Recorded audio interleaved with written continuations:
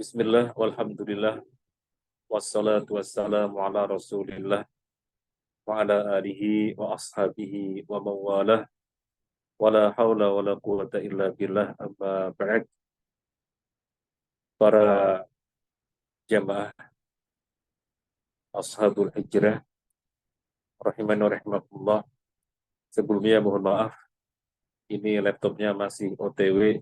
Sebenarnya kita sudah mulai on kan sejak tanggal 8, tetapi kelihatannya belum bisa, qadarullah, jadi akhirnya tertunda. Kita caranya memakai HP. Bagaimana tadi disampaikan oleh Ustaz,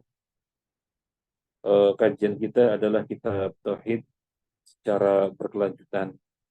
Kitab ini ditulis oleh Syekh Muhammad At-Tamimi rahimahullah wa ghafara lahu wa lana wa liwalidina wa li asatidina wa li masyayikhina wa li jamil muslimin wal muslimat amin ya rabbal alamin.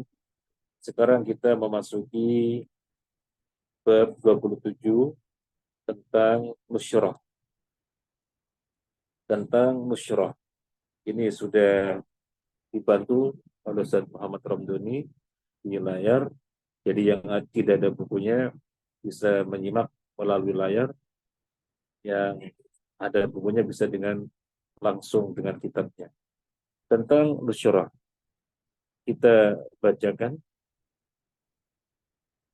Jabir radhiyallahu an menuturkan bahwa Rasulullah sallallahu alaihi wasallam ketika ditanya tentang musyarah, beliau menjawab, hiya min amalis syaitan. Hal itu yang dimaksud adalah nusyrah. Hal itu, nusyrah, termasuk perbuatan setan. Termasuk perbuatan setan. Kalau Nabi Shallallahu Alaihi Wasallam menyebut dengan perbuatan setan, maka menunjukkan keharaman. Tidak diutak-utik lagi. Nabi menyebutkan bahwasanya itu perbuatan setan, maka sudah pasti menunjukkan keharamannya. Kalau Nabi menjawab itu haram, ya sudah jelas hukumnya haram. Tetapi Nabi tidak mengatakan itu haram, melainkan menyebutkan alasannya. Itu min amali syaitan. Itu termasuk perbuatan setan. Utsaimin rahimahullah ta'ala mengatakan, bal idza dzukirat al-uqubat au qurinat bi amrin makruh indallahi ta'ala dalla dzalika ala annahu muharram. Nabi tidak menjawab musyrik itu haram. Nabi tidak menjawab demikian. Tapi maksudnya gamblang, di mana ketika disebutkan di dalam nusus akibat dari sesuatu perbuatan atau disebutkan bahwasanya hal itu adalah perkara yang dibenci, maka menunjukkan keharamannya. Jadi sudah jelas. Nabi menjawab musyarah itu haram. Nah, sekarang kita kelewatan untuk membahas pengertian musyarah, isi etimologi dan terminologi, isi bahasa dan isi istilah. Kita tak apa-apa mundur sedikit untuk melihat sisi bahasa. Musyarah secara bahasa berasal dari kata nun shin ra ala wazni fu'lah. Jadi musyarah artinya tafriq. Tafriq itu memisahkan. Itu arti secara bahasa, memisahkan. Kemudian secara istilah, hilus sihri anil maskur. Secara syariat, musyarah adalah menghilangkan sihir dari orang yang disihir. Kan secara bahasa artinya memisahkan. Maka secara syariat, melepaskan sihir dari orang yang terkena sihir. Atau memisahkan sihir dari orang yang terkena sihir. Melepas sihir, membuang sihir dari orang yang terkena sihir. Ini secara syariat. Kenapa Nabi ketika ditanya bagaimana tentang nusyroh, hukumnya haram. Maka yang dimaksud adalah nusyroh dalam pengertian kerjasama dengan setan. Loh, bagaimana menghilangkan sihir kok kerjasamanya dengan setan? Iya, sihir dihilangkan dengan sihir pula. Orang yang menyihir itu kerjasama dengan setan. Kemudian sekarang orang yang akan menghilangkan pengaruh sihir yang dikenakan pada seseorang itu, dia tukang sihir pula, bekerja sama dengan setan. Jadi ketika sihir sudah mengenai pada seseorang, pengaruhnya bisa dihilangkan dengan tukang sihir yang lain yang kerjasama dengan setan, di mana setan itu akan berbuat untuk menghilangkan pengaruh sihir dari tukang sihir yang pertama. Nah, semacam ini yang haram yang dimaksudkan oleh Nabi SAW ketika ditanya bagaimana nusyroh, dia termasuk perbuatan setan.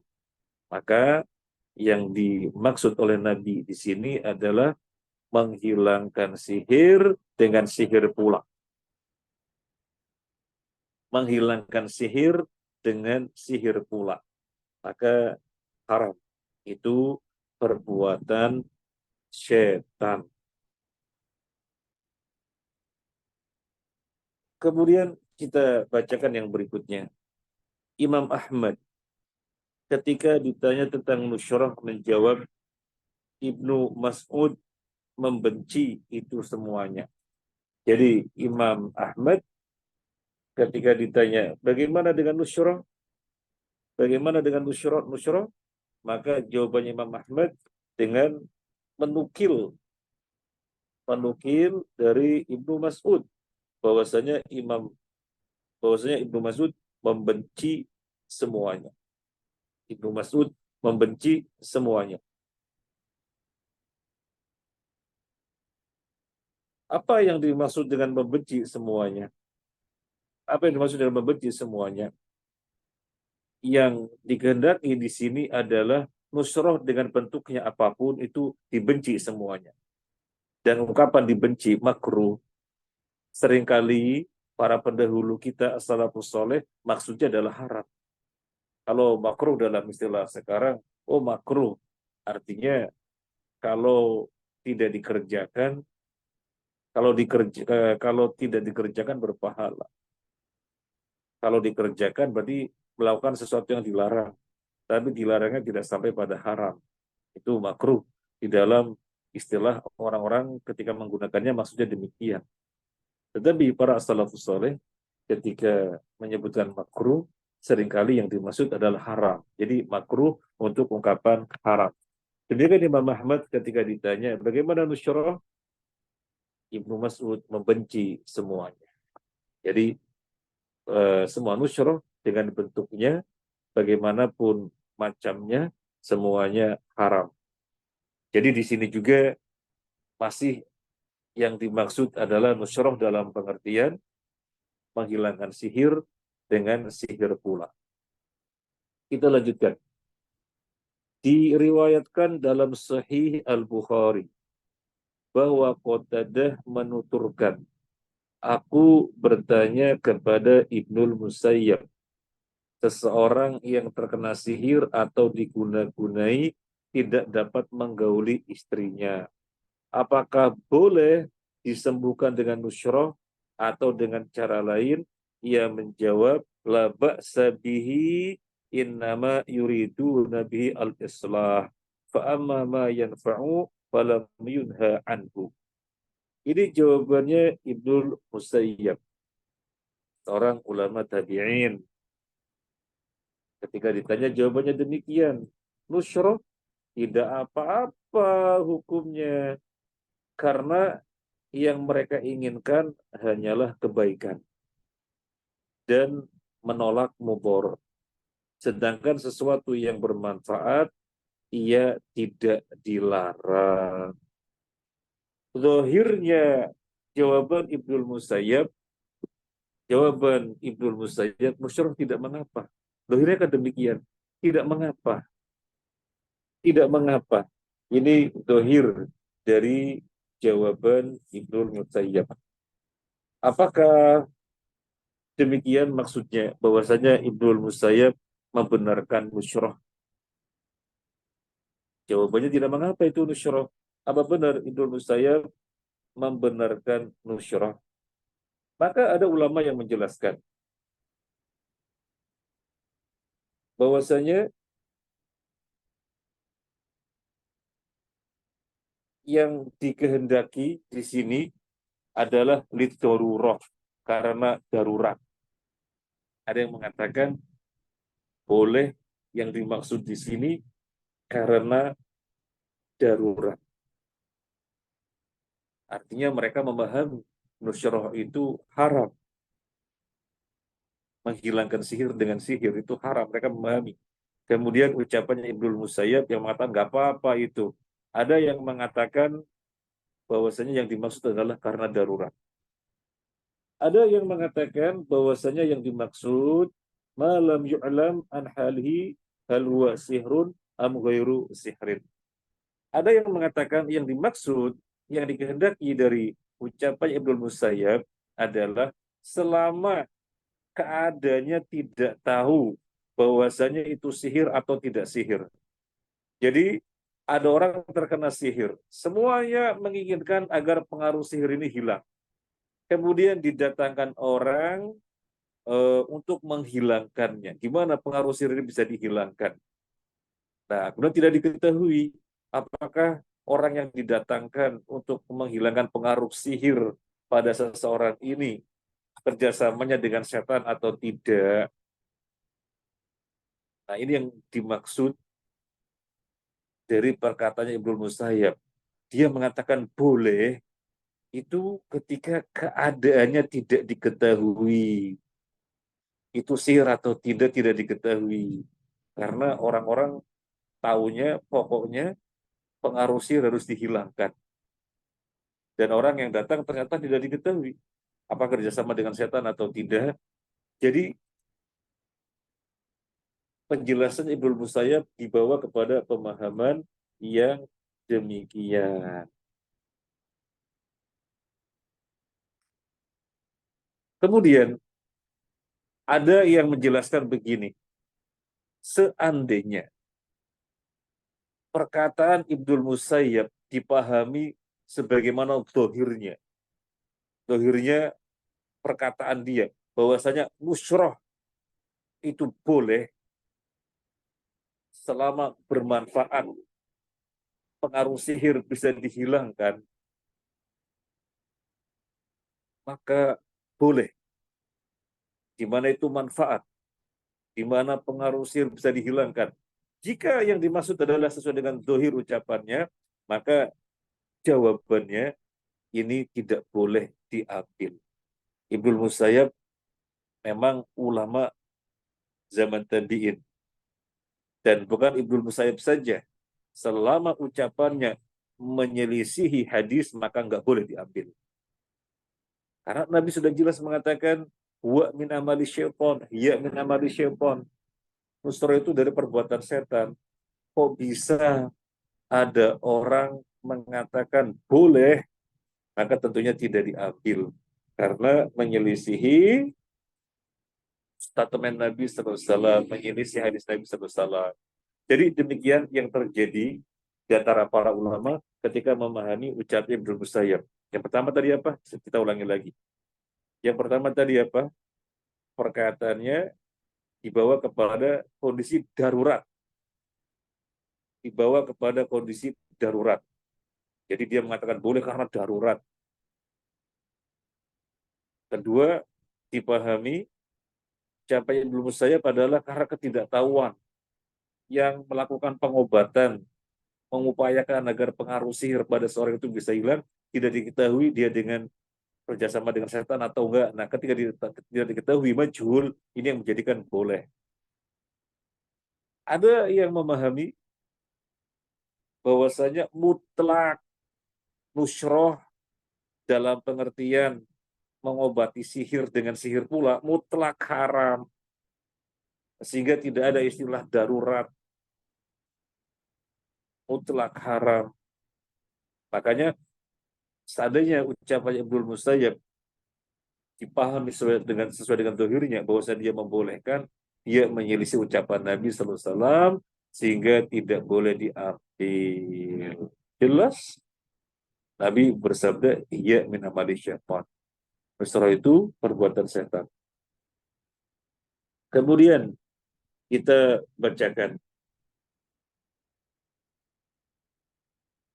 Dan diriwayatkan dari Al-Hasan bahwa ia berkata, tidak ada yang dapat melepaskan pengaruh sihir kecuali tukang sihir. Ini dinukil dari Al-Hasan yang menceritakan fenomena. Yang menceritakan fenomena. Ada kejadian sihir dihilangkan dengan sihir. Ada kejadian sihir dihilangkan dengan sihir. Ini tidak dipahami Al-Hasan membenarkan praktek musyroh, menghilangkan sihir dengan sihir. Tidak dipahami demikian, karena sudah jelas kok nasnya. Nabi mengatakan dia min amali syaitan. Jadi Al-Hasan mengatakan tidak ada yang dapat melepaskan pengaruh sihir kecuali tukang sihir.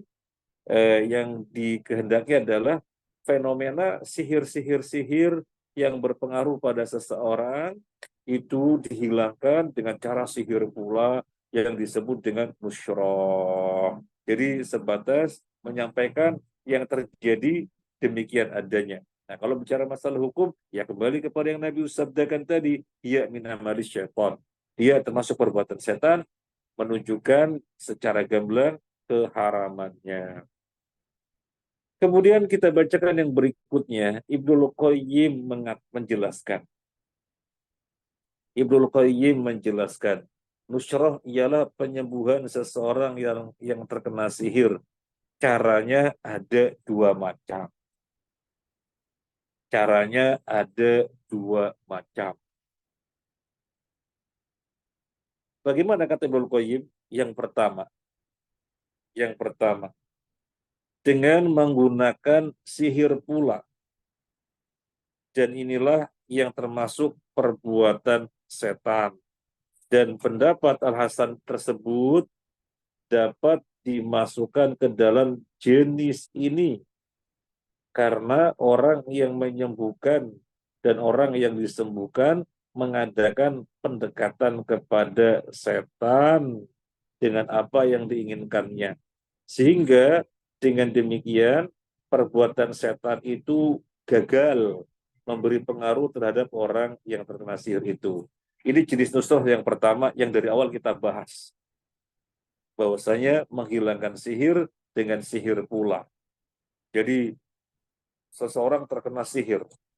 Pengaruh sihir itu bisa pada akal. Pengaruh sihir itu juga pada fisik. Pengaruh sihir itu juga bisa pada kejiwaan. Sehingga orang tidak normal karena kejiwaannya diganggu. Orang tidak normal karena akalnya diganggu. Dan fisiknya bisa jadi juga sakit-sakitan karena kena pengaruh sihir tadi.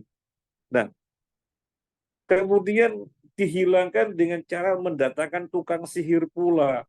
Sehingga pengaruh yang berjalan dihilangkan oleh tukang sihir yang kedua yang kerjasama dengan setan pula. Akhirnya memang sembuh. Jadi ini pertempuran, bahasa kita kan begitu, pertempuran pertarungan pengaruh sihir dengan pengaruh sihir, pengaruh setan dengan pengaruh setan. Nah ini yang dilarang. Dan ucapan Hasan tadi dibawa kepada jenis yang pertama ini yang dijelaskan oleh Ibnu Qayyim. Ada fenomena demikian memang. Ada fenomena demikian memang. Ini yang dimaksud dari statementnya siapa tadi? Statementnya Hasan. Adapun secara hukum jelas haram karena itu perbuatan setan. Nah, Ibnu Qayyim melanjutkan ada jenis yang kedua, nusroh. Ada jenis yang kedua, penyembuhan dengan menggunakan ruqyah, ayat-ayat ta'awuz, obat-obatan dan doa-doa yang diperkenankan. Cara ini hukumnya jaiz boleh. Jadi Ibnu Qayyim Ibnul Qayyim menjelaskan nusroh jenis yang kedua itu pengobatan sihir atau upaya menghilangkan sihir dengan ruqyah, dengan ta'awuz, ayat-ayat perlindungan, kemudian dengan doa-doa, termasuk dengan obat-obatan yang memang bisa menghilangkan pengaruh sihir. Ini boleh. Nah, kalau Ibnul Qayyim membagi nusroh dengan pembagian yang demikian, maka yang pertama haram. Sebagaimana jelas di awal Nabi mengatakan, ya min amali syaitan. Itu nusroh jenis yang pertama yang tadi dari awal kita bahas. Nah ternyata Ibnul Qayyim memahami nusroh ada dengan pengertian yang kedua, bahwasanya menghilangkan sihir dengan cara yang diperbolehkan, dengan diruqyah, dengan ayat-ayat yang sifatnya memohon perlindungan, dengan doa-doa, termasuk dengan obat-obatan yang bisa menghilangkan pengaruh sihir. Oh, berarti kalau melihat penjelasannya Ibnu Qayyim, nusroh tidak mutlak haram. Jadi kalau ditanya, gimana hukumnya nusroh? Sebelum menjawab, balik bertanya dulu, jenis pertama apa jenis kedua? Jadi kalau melihat penjelasan Ibnu Qayyim, kalau melihat penjelasan Ibnu Qayyim, nusroh itu ada dua macam. Yang pertama menghilangkan sihir dengan sihir pula. Yang kedua menghilangkan sihir dengan obat-obatan yang memang bisa menghilangkannya, dengan doa-doa, dengan ruqyah. Jadi yang jenis yang kedua ini boleh. Maka sekali lagi kalau ditanya gimana hukum nusyurah? Kalau jenis yang pertama jelas haram. Nabi bersabda min amali syaitan. Kalau ia menjawab nusyurah jenis yang kedua, ya boleh. Ada orang terkena sihir, cara menghilangkannya dengan diruqyah. Ayat-ayat ruqyah dan dibacakan doa-doa sebagaimana yang sudah Nabi ajarkan. Misalnya bismillahi arqika min kulli syai'in yu'dika min syarri kulli nafsin au ainin hasidin bismillahi arqika Allahu yashfika. Itu diajari Nabi dengan doa menghilangkan pengaruh sihir dan yang lain-lainnya. Nah, maka boleh. Tetapi kalau kita berbicara nusyrah secara umum, maksudnya ya yang populer dikenal, yaitu menghilangkan sihir dengan sihir pula. Sehingga di atas Nabi menjawab termasuk perbuatan setan. Ketika Ibnu Qayyim ternyata merinci bahwa menghilangkan sihir itu istilahnya nusroh. Jadi nusroh itu dipahami upaya menghilangkan sihir. Nusroh dipahami upaya menghilangkan sihir. Sehingga bisa jadi ada dengan cara yang boleh, ada dengan cara yang tidak boleh, jelas. Baik, para jamaah rahimakumullah, eh, di dalam penjelasannya Syekh Utsaimin rahimahullah taala, eh, cara menghilangkan sihir ada tiga macam. Ini di dalam penjelasannya Syekh Utsaimin. Cara menghilangkan sihir ada tiga macam. Yang pertama ayakuna bisihri. Yang pertama sihir dihilangkan dengan sihir.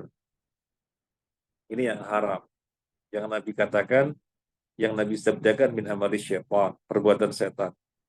Yang kedua, ayakuna bidawain mubahin au qur'anin au adiyatin mubahin wa hadza jaiz. Yang kedua, dengan obat-obatan yang diperbolehkan, dengan obat-obatan yang diperbolehkan, dengan Al-Qur'an, dengan doa-doa yang diperbolehkan. Ini semuanya boleh. Mungkin kita bertanya, ya kalau dengan Al-Quran sudah jelas ya.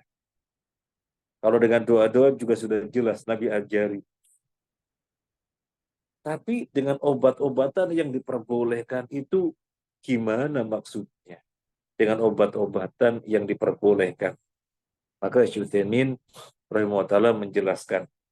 obat-obatan itu ada dua macam. Yang pertama, yang direkomendasikan oleh wahyu. Yang direkomendasikan oleh wahyu. Apa misalnya yang direkomendasikan oleh wahyu? Misalnya, kurma ajwa. Nabi SAW bersabda, barang siapa yang di pagi hari mengkonsumsi 7 butir korma ajwa, maka akan terhindar dari racun dan terhindar dari sihir. Berarti obat-obatannya berupa apa? Korma ajwa. Korma ajwa itu pengertiannya apa sih? Ya, korma namanya ajwa, warnanya hitam. Korma ini tumbuh di Madinah, ditanam dengan tangannya Nabi Sallallahu Alaihi Wasallam. Dan para ulama menjelaskan, korma ajwa bisa menghilangkan atau menangkal sihir dan racun karena keberkahan dari doanya Nabi. Bukan kormanya itu sendiri secara zat yang bisa menghilangkan sihir, tetapi keberkahan dari doanya Nabi, di mana Nabi berdoa bahwasanya kurma ajwa bisa menghilangkan atau menangkal sihir dan bisa menangkal racun. Nabi menjelaskan mengkonsumsinya di pagi hari 7 butir. Maka itu ketentuan. Maka itu ketentuannya. Jadi contoh berobat dengan direkomendasikan oleh wahyu. Termasuk madu. Madu itu juga obat yang direkomendasikan oleh wahyu. Fihi syifa'ul linnas. Pada madu terdapat obat bagi manusia. Tetapi apakah madu ini bisa mengobati sihir atau tidak, Allah alam. Tetapi kita lagi mengambil contoh, ada obat yang bisa digunakan untuk mengobati, di mana ia direkomendasikan oleh wahyu. Tapi yang jelas untuk mengobati sihir adalah tadi, permajuan. Kemudian zam-zam. Zam-zam bisa mengobati berbagai macam penyakit dan diharapkan bisa menghilangkan sihir juga dengan diruqyah, dengan dibacain, dengan berdoa dan mengharapkan keberkahan yang telah Allah taruhkan pada zam-zam, harapannya bisa mengangkat sihir. Nah, ini yang dengan wahyu. Ini obat-obat yang dengan wahyu. Selain dengan wahyu, obat-obatan dicoba atau diupayakan untuk menghilangkan sihir berdasarkan tajarub. Berdasarkan tajarub. Tajarub itu apa? Percobaan. Atau ternyata setelah dilihat realitanya, setan itu takut sama benda ini. Ternyata setan itu takut. Tetapi tentunya yang bisa menjelaskan orang yang memang khusus di dalam bab ini, secara khusus dalam bab ini. Contoh, para jamaah rahimani wa rahimakumullah, daun bidara yang selama ini kita sebut ia termasuk obat-obatan yang bisa menghilangkan sihir atau menangkal sihir dengan cara 7 helai ditumbuk dan dimandikan. Pertanyaan kita, apakah ada nasnya dari hadis? Karena kan masyhur. Apakah ada nasnya dari hadis? Para ulama menjelaskan tidak ada. Tetapi riwayat itu bersambung sampai seorang tabi'in, Wahab ibnu Munabbih. Wahab ibnu Munabbih, di mana dia menjelaskan 7 helai daun bidara itu bisa menangkal sihir. Dan nasnya ternyata tidak ada.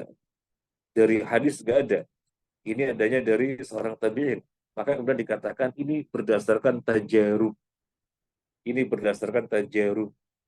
Eh, apa namanya, realita ternyata daun bidara menjadikan setan itu takut.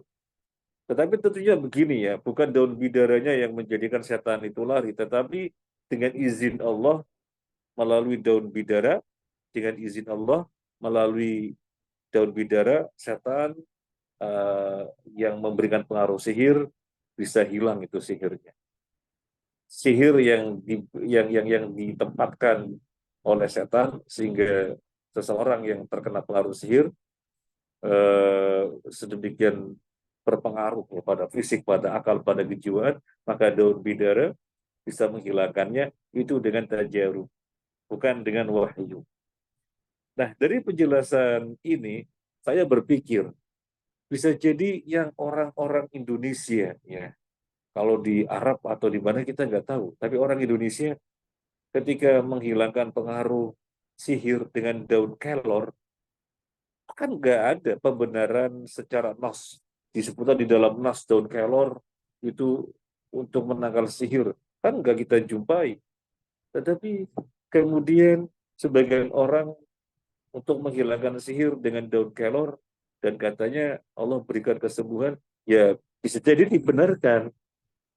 Karena Syekh Utsaimin mengatakan dengan tajarub. Obat-obatan ada kalanya dengan wahyu, ada kalanya dengan tajarub. Tetapi tentunya sekali lagi, jangan sampai memiliki pemahaman bahwasanya benda-benda itu secara zatnya yang menghilangkan pengaruh sihir. Tidak. Tetapi Allah telah mengizinkannya di mana daun bidara yang disebutkan di dalam banyak pembahasan ya untuk menghilangkan sihir itu dengan tajarub sebagaimana kalau orang Indonesia secara khusus dengan kelor barangkali demikian Allahu a'lam. Sekali lagi bukan daunnya itu secara zat yang menghilangkan tetapi Allah telah memberikan izin untuk yang demikian itu. Jadi inilah jenis yang kedua yang boleh yaitu dengan ruqyah, dengan ta'awudzat, perlindungan-perlindungan kepada Allah, dan dengan obat-obatan yang diperbolehkan, baik dengan wahyu, dengan nas, atau dengan tajarub. Yang ketiga, mengobati sihir dengan cara yang belum diketahui. Apakah itu boleh atau haram? Apakah itu boleh atau haram? Jadi belum diketahui.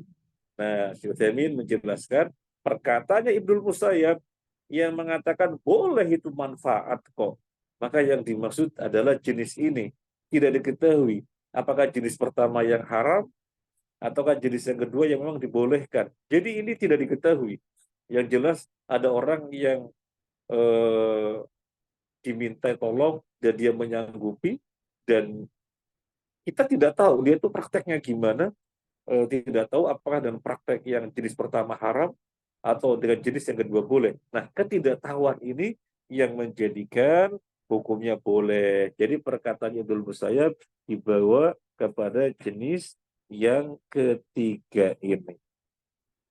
Para jamaah rahimakumullah, ada obat-obatan yang direkomendasikan oleh wahyu. Ada obat-obatan untuk menghilangkan pengaruh sihir. Tadi apa yang kita sebutkan? Ajwa ya. Ajwa itu dengan wahyu. Kalau daun bidara, sidr, dengan tajarub. Orang tabi'in menyatakan demikian. Dan Ibnu Baz, rahimahullah, juga merekomendasikan demikian dengan 7 helai daun bidara. Itu dengan tajarub, bukan dengan wahyu. Nah, ada yang dengan wahyu yang lainnya, sebagaimana ajwa. Sebagaimana korma ajwa, yaitu apa? Namanya kam'ah. Namanya kam'ah. Nabi Shallallahu Alaihi Wasallam bersabda, al-kam'atu minal manni wa ma'uha shifa. Kam'ah adalah tumbuhan dari suatu anugerah. Atau al-kam'ah adalah suatu jenis dari tumbuh-tumbuhan. Karena manna wasalwa gitu ya. Alman maknanya adalah tumbuh-tumbuhan. Al-kam'ah dari jenis tumbuh-tumbuhan, wa ma'uha syifa, dan airnya bisa mengobati, bisa sebagai obat. Syifa lil apa? Syifa lil ain. Obat penyakit ain. Obat penyakit ain yang orang terkena pengaruh sihir karena dipandangin oleh mata yang hasad. Jadi misalnya ada seseorang punya anak, kemudian orang lain melihatnya terkagum-kagum, mungkin cantik, mungkin cakep, mungkin ganteng, tetapi ketika terkagum-kagumnya itu dibarengi rasa dengki, maka yang dilihatin itu bisa sakit. Sakitnya namanya ain, karena pengaruh pandangan dari orang yang dengki. Kan diruqyah, ya jelas diruqyah. Tetapi ada dengan obat-obatan namanya kam'ah. Kam'ah, dia jenis tumbuhan yang airnya bisa digunakan untuk mengobati ain. Kam'ah itu bentuknya seperti apa? Kam'ah itu kategori jenis tumbuhan, tapi tidak ada tangkainya dan tidak ada daunnya. Jadi kalau kita lihat gambarnya itu seperti kentang. Dia akan banyak di dia akan banyak di permukaan tanah. Jadi kayak kentang tergeletak gitu, nggak ada batangnya dan nggak ada daunnya. Tapi dia kategorinya tumbuhan. Biasanya kalau musim hujan banyak di tanah-tanah yang subur banyak. Itu namanya kam'ah. Itu direkomendasikan oleh wahyu. Para jamaah rahimahullah, terkait dengan masalah pengaruh sihir. Jadi untuk nusyurah sudah selesai ya. Untuk nusyurah sudah selesai. Kita lebarkan pembahasan terkait dengan pengaruh sihir.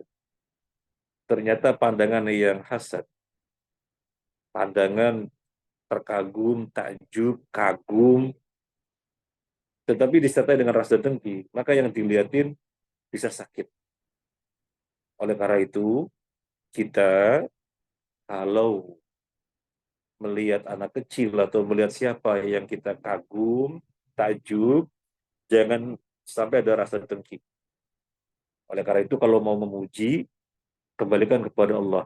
Masya Allah, cakepnya ini anak. Masya Allah, gantengnya ini anak. Masya Allah, cantiknya ini anak. Insya Allah, dengan lafaz Masya Allah, di mana dia mengucapkannya dikembalikan kepada Allah, maka tidak akan mengenai dia. Mungkin di dalam hati kita ada semacam dengki, tetapi kita mengucapkannya Masya Allah, maka itu akan menjadi penangkal. Dia tidak sampai terkena penyakit air. Atau orang tuanya langsung mendakwai sekalian, mas, mbak, ngapunten, kalau memuji-muji kagum bilang Masya Allah. Kalau muji-muji kagum bilang Masya Allah. Sekalian mendakwai. Biar kalau terkagum, takjub, jangan sekedar takjub kagum. Sekedar takjub, kagum. Jangan sekedar itu. Tapi mengembalikan kepada Allah. Ini yang pertama. Yang kedua, orang tuanya membentengi dengan doa yang diajarkan oleh Nabi. U'idzukum bikalimatillahi tammati min kulli syaitonin wala min kulli syaitonin wahammatin wa min kulli ainin lamatin. Itu membentengi dengan demikian. U'idzukum U'idzukum bikalimatillahi tammati min kulli syaitonin wahammatin wa min kulli ainin lamatin. Aku memohon perlindungan kepada Allah untuk kalian. Aku memohonkan perlindungan kepada Allah untuk kalian dari setan dan hama. Hama itu binatang buas. Dan dari setiap pandangan mata yang dengki. Ini dua perlindungan. Makanya para jemaah, kita melindungi anak-anak kita dengan memohonkan perlindungannya kepada Allah agar Allah menjaga mereka dari pandangan dengki. Pandangan yang disertai hasad. Kemudian ketika kita singgah dimanapun, nggak harus bermalam. nggak harus berlama-lama di situ, sekedar singgah di tempat baru, ya. Nabi mengajari, a'udzu bikalimatillahi tammati min syarri ma khalaq. A'udzu bikalimatillahi tammati min syarri ma khalaq. A'udzu bikalimatillahi tammati min syarri ma khalaq.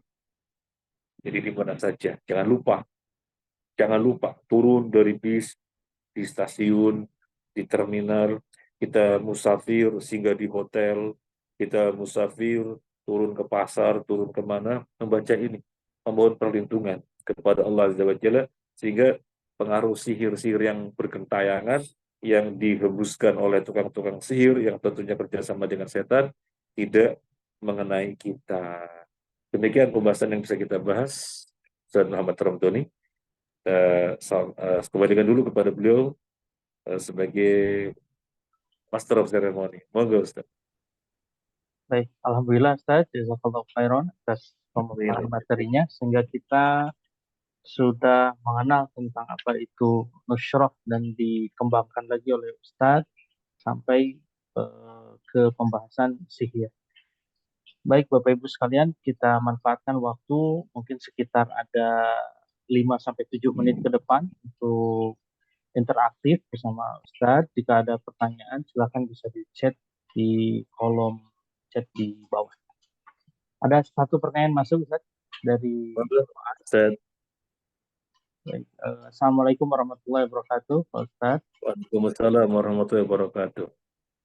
Bagaimana ciri-ciri khusus seorang muslimin atau muslimat terkena sihir? Seringkali kebanyakan orang tidak tahu dan terasa terkena sihir. Apa yang perlu kita lakukan jika merasa terkena sihir? Apa yang dapat kita lakukan agar terhindar pula dari sihir itu sendiri? Baik, bismillah, walhamdulillah, wassalatu wassalamu ala rasulillah, wa ala alihi wa ashabihi wa mawalah wa ba'd. Saya nukilkan dari syarah Riyadhus Shalihin. Syekh Utsaimin rahimahullah ta'ala memberikan arahan kepada kita, kalau Anda mengunjungi orang sakit, kemudian Anda menjumpainya, pandangannya kosong, segera Anda meruqyah sebelum dia meminta diruqyah. Memang ini Syekh Utsaimin rahimahullah ta'ala di dalam konteks menjelaskan meminta ruqyah. Jangan sampai meminta ruqyah, karena itu perbuatan yang terlarang, di mana bisa menghalangi seseorang untuk masuk surga langsung tanpa hisab. Nah, makanya beliau memberikan arahan, kalau Anda mengunjungi orang yang sakit dan Anda menjumpai pandangan matanya kosong, maka langsung diruqyah sebelum dia meminta ruqyah. Dari statement beliau ini menunjukkan di antara ciri terkena sihir, pandangannya kosong, tidak fokus. Itu yang pertama.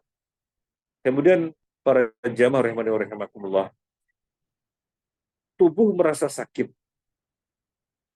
ketika dibawa ke dokter, kemudian dicek sesuai dengan disiplin keilmuan dokter, tidak menemukan penyakit apa-apa. Tetapi orang yang merasa sakit, ada pada bagian tubuh tertentu yang merasa sakit, tapi dokter bilangnya nggak ada. Oh, berarti itu pengaruh sihir. Berarti itu pengaruh sihir. Atau suami istri yang secara psikis tidak ada apa-apa, secara fisik juga normal, tidak pernah ada masalah, tapi tiba-tiba suami tidak mood kepada istrinya, istri juga demikian tidak hangat kepada suaminya. Jadi sama-sama saling dingin, padahal nggak pernah ada apa-apa. Nggak ada kronologi keduanya berseteru, nggak ada apa-apa, yang lagi dalam badan normal-normal, kok jadi tidak ada hasrat sama sekali. Itu bisa jadi kena sihir. Tadi kita sampaikan, sihir itu bisa menjadikan perubahan pada akal, bisa pada fisik, bisa pada kejiwaan. Intinya, pada ketiga hal ini, ketika secara medis, disiplin kedokteran tidak menemukannya, maka berarti terkena pengaruh sihir. Terkena pengaruh sihir. Nah, Allah a'lam.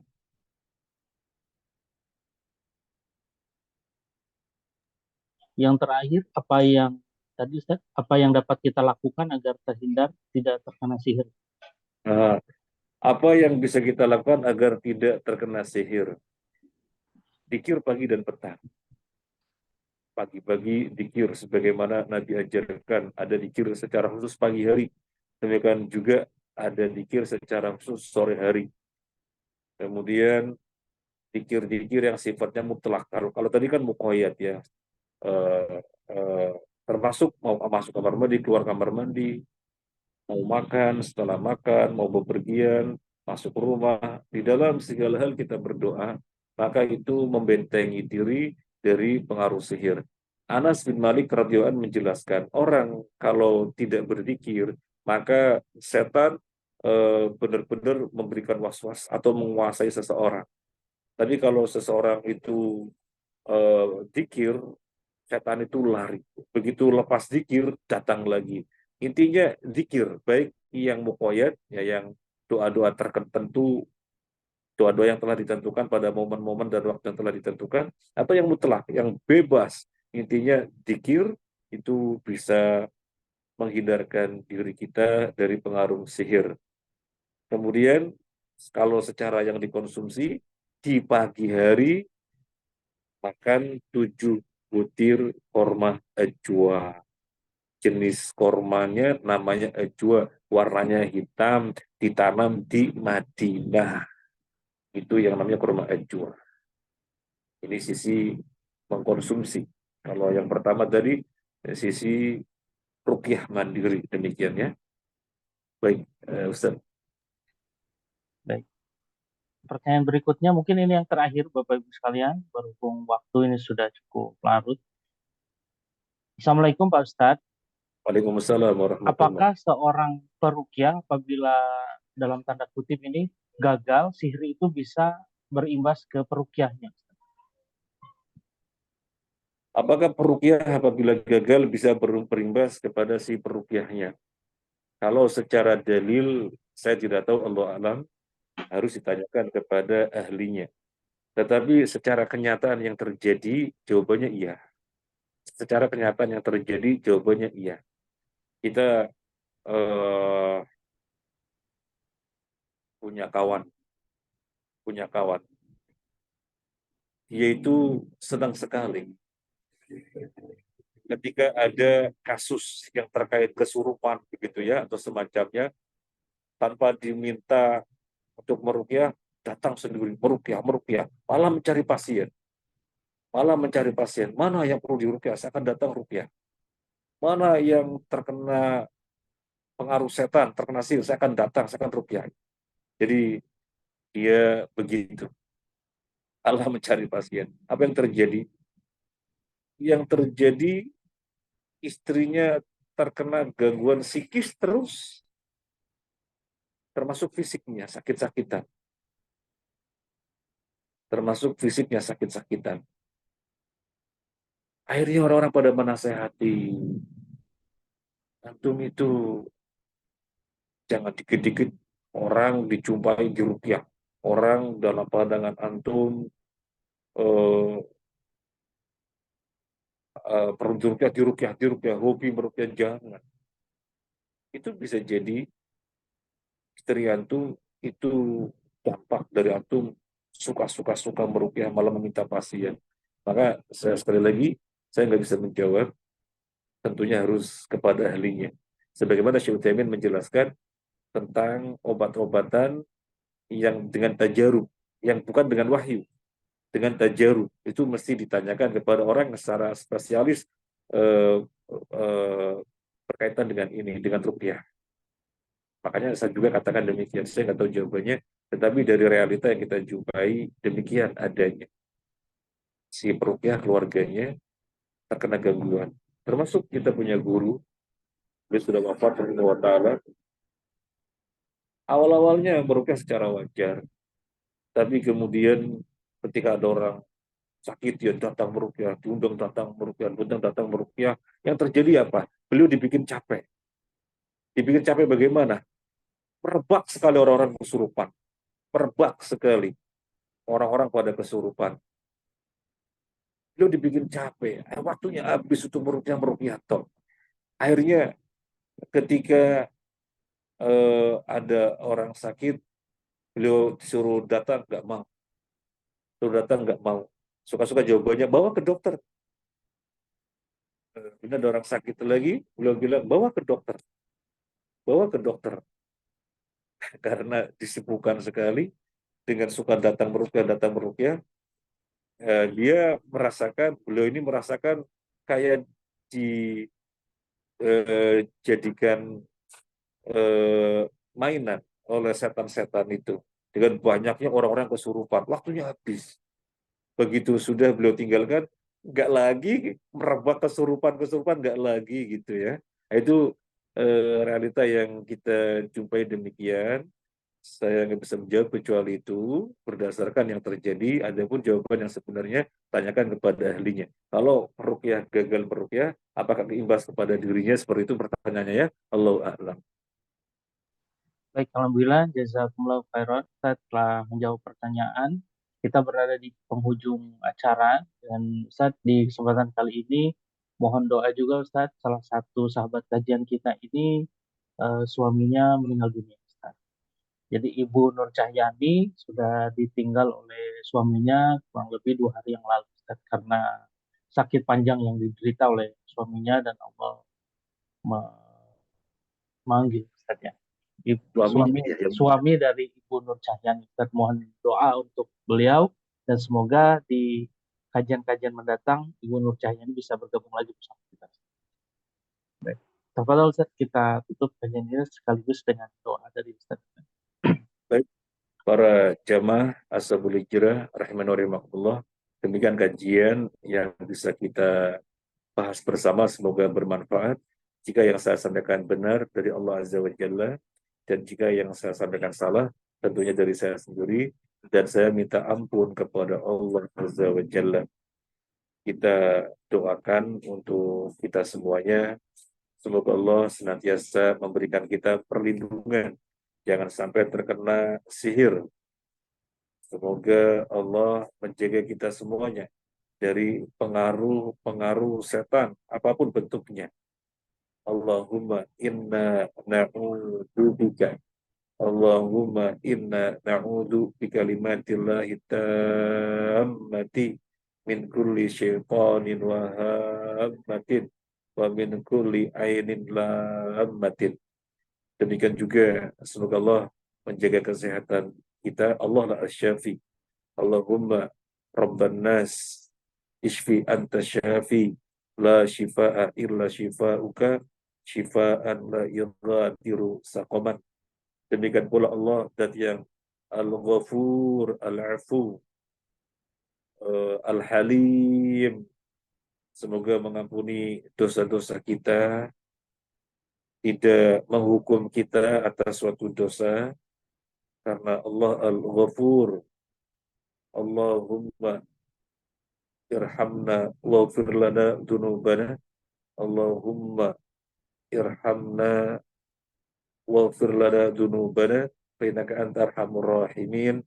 Wa khassatan untuk suami Ibu Nur Cahyati, Allahumma firlahu warhamhu wa'afi wa'fu anhu wa aqrim nuzulahu wa wasi' mudghalahu wa ghisilhu bil ma'i wa thalji wal barad wa naqihi minal khotoya kama yunaqqa thawbul abyadu minan danas wa abdilhu daran khairan min darihi wa ahlan khairan min ahlihi wa zawjan khairan min zawjihi wa adkhilhul jannata wabihi min fitnatil qabri wa bin nar.